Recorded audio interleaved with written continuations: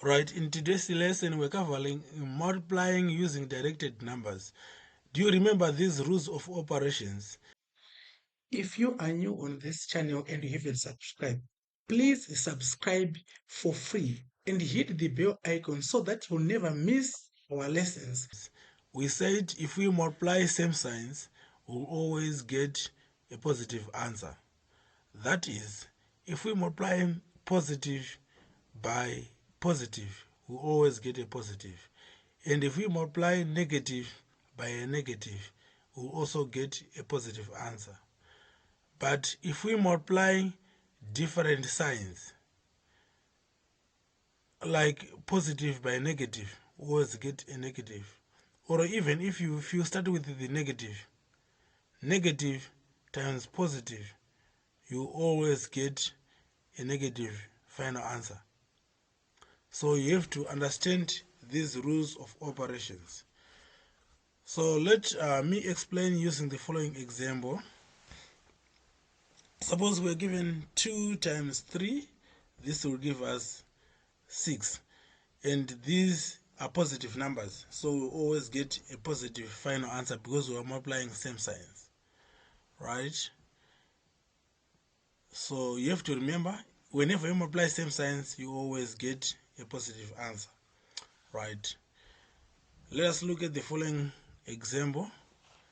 Negative 2 by negative 3.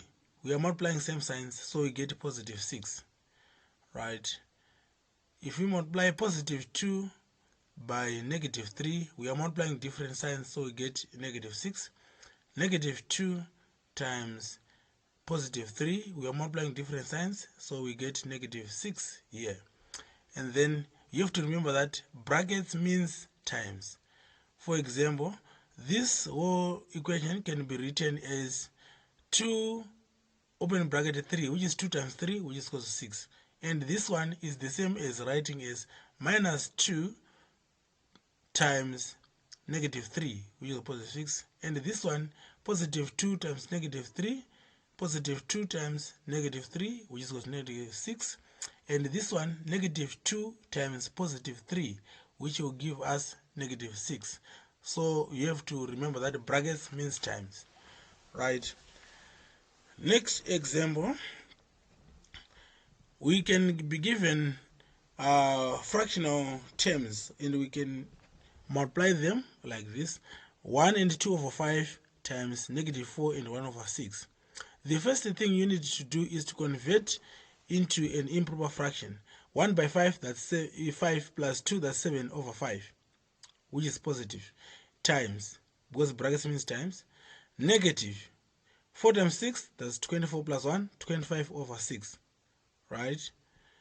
And since we are multiplying, you remember that we are multiplying different signs, so our final answer is going to be negative. So it's wise enough to write the sign of the final answer, and then you divide 5 into 5, that's 1. 5 into 25, that is 5.